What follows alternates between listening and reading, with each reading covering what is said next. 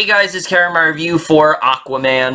And basically in this film, we center on the character of Arthur Curry. He is essentially a half-human. He lives in the real world, but he is approached by Mira, who he has run in with before, and she basically tells him that he needs to go to Atlantis to stop his half-brother Orm from becoming king, and basically he's going to be the one to unite the Seven Kingdoms, and, these 7 underwater kingdoms and things like that, and, basically, this helps him step forward into eventually becoming the Aquaman that we all know and love, and that's really all I'm going to say.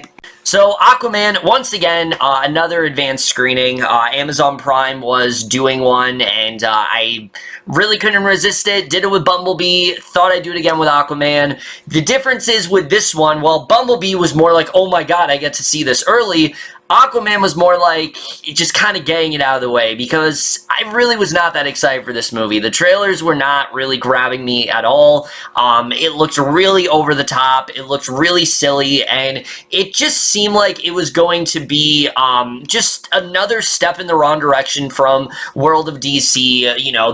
I've said this so many times, but they planned out their schedule far too early, and it seems like they were trying to rush everything, and I really did not have that much confidence in this film, but I have to say, coming out of it, this film surprised me. Now, this is not an amazing film. It's not even a great film. It is a good film, though. It is one that I did enjoy. It's nothing game-changing. It's nothing that is one of the best superhero films of the year, but I definitely had a better time watching it than I anticipated, and we are getting into it right now, starting off with the cast.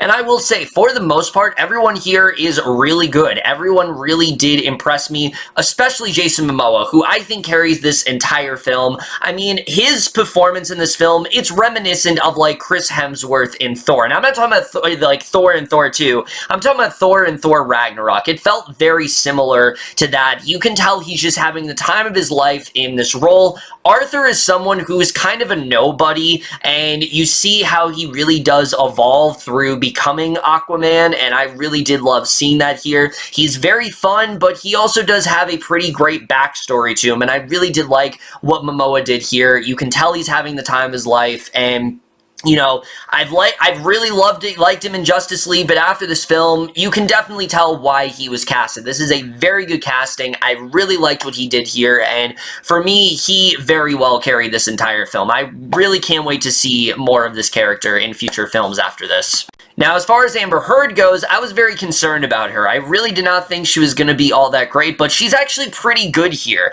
I wouldn't say she's, like, amazing or anything, but her and Momoa do actually have very good chemistry. Mira as a character, we do get a little bit more into her story. We understand why she needs Arthur. We understand why she feels this, attraction towards Arthur, and I thought she did a very good job here. I enjoyed their chemistry a lot. There's a lot of fun scenes between them, and I thought she also was very good here. And then the rest of the cast here also does a very good job. Willem Dafoe had a lot more to do in this movie than I was expecting. He's very much sort of Arthur's mentor, who really taught him a lot about the world that he knows, the underwater world and things like that, through his childhood, and there's a lot of great scenes there, and he does a really great job in this movie. Every role he pretty much gives 100% to, and this film is no different. Nicole Kidman, another fantastic actress that gives 100% in everything. She has some of the best scenes in this entire film. I loved what she did here as Arthur's mother. The opening with her especially is very well done, and I really liked her here. Dolph Lundgren's really good. Yahya Abdul-Mateen III as Black Manta is a very good character. I like where they go with him. I do have a pretty big complaint with him character-wise, but I do think overall he did a very good job here. I will say, though, the weakest link of this entire thing, sadly, is Patrick Wilson. As expected from the trailer, he's really not all that great. I thought he was really overdoing it in this film. It really kind of seemed like he was in another movie.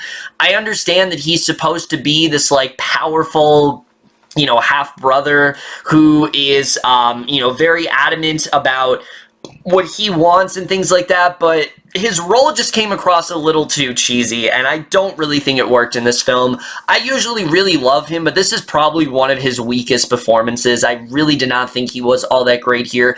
Other than him, though, everyone really does a pretty great job here. It was very easy to take this concept seriously, and I thought everyone really did a pretty good job, like I said, minus Wilson.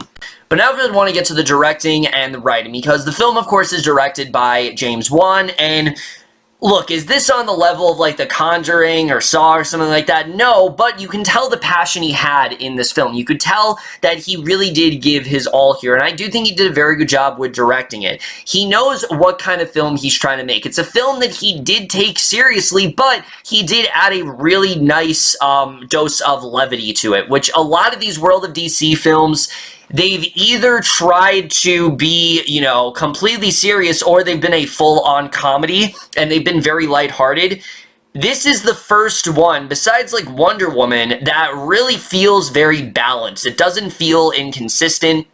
The humor blends very well with the dramatic stuff, and I think he did a very good job with that. I really enjoyed his directing here. It seemed like he knew what kind of movie he wanted to make, and I was overall impressed by it. The writing to this film as well is actually really good. One of the things that I was very impressed by in this film is Arthur's backstory overall. It has a lot more emotional layers to it than I really was expecting. The opening in particular is very strong here, getting into the story of how Arthur's parents met and what this did for him in his life and showing who he became today.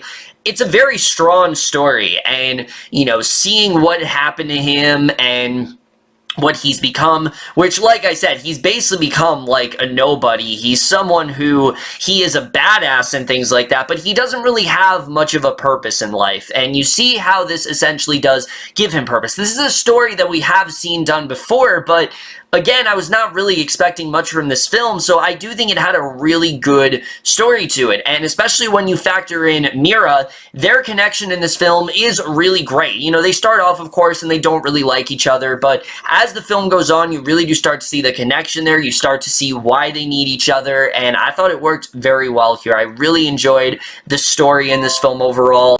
And like I said, some of the best aspects in this movie is the stuff with him and William Dafoe. Just seeing the possibilities of this world, the various things you can do. Something as simple as like talking underwater is really well done in this movie. And seeing Dafoe kind of take him under his wing and teach him everything he knows, it's really there's some really great scenes there. And you understand why Arthur has become the person he is today. And I thought they did a really good job with that there.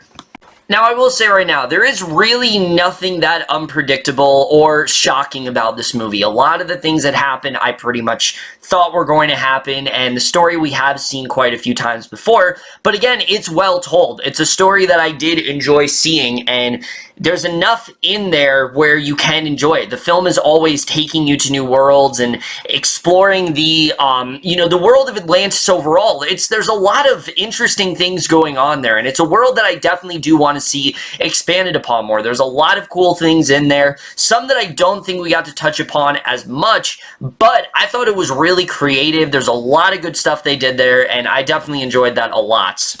Overall, like I said, the writing is very good here. The cinematography, let me just say, is really great in this film. I was really worried going into it from those trailers. The visuals really did not look all that great, but I will say they definitely did take their time to touch upon a lot of the visuals here.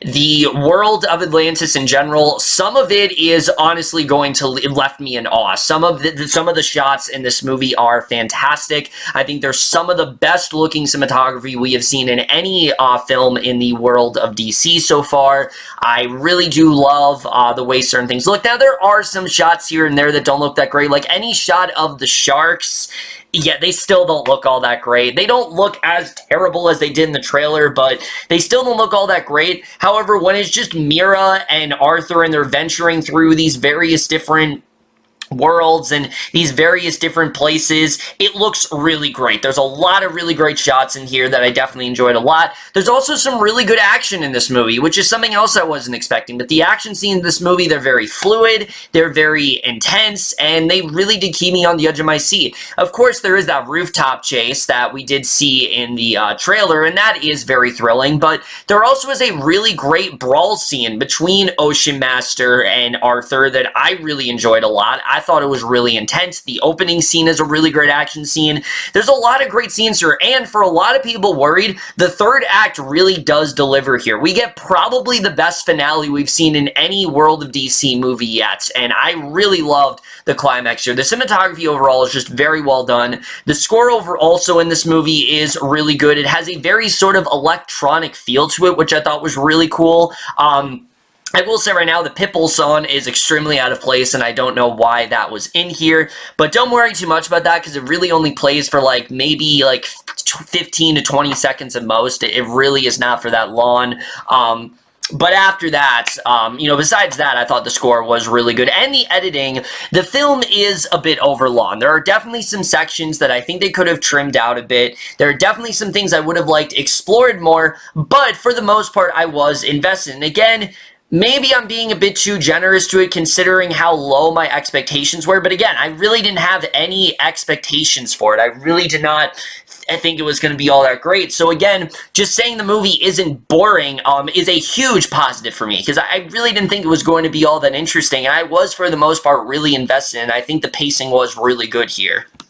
And basically in this film, we center on the character of Arthur Curry. He is essentially a half-human. He lives in the real world, but he is approached by Mira, who he has run in with before, and she basically tells him that he needs to go to Atlantis to stop his half-brother Orm from becoming king, and basically he's going to be the one to unite the seven kingdoms, and, you know, these seven underwater kingdoms and things like that, and basically this helps him step forward into eventually becoming the Aquaman that we all know and love, and that's really all I'm going to say. But overall, with those flaws aside, Aquaman is a very entertaining film. It's got two really good performances from both Jason Momoa and Amber Heard. It tells a really great origin story. The third act in particular very much does deliver. Nicole Kidman's really great here as well. Willem Dafoe. It's just a very well-acted World of DC film. Like I said, it doesn't have the greatest performance from Patrick Wilson. It does have an admittedly pretty weak villain. It is a predictable film. But overall, this is a film that I definitely really did enjoy. It's a film that is definitely a step in the right direction for the world of DC, and I'm definitely interested in seeing really where they can go with this character. I like where he ends up going at the end of the film, and there's a lot more things that they can explore, and I really hope they do. Aquaman is a very fun character, and I'm interested in seeing really where they do go with him. Overall, I just had a really good time with this movie. It was much better than I was expecting it to. It's not an amazing film. It's not even close to one of the best superhero films of the year, but it's definitely one that I enjoyed a lot more than I expected to, and I am going to give Aquaman overall a B.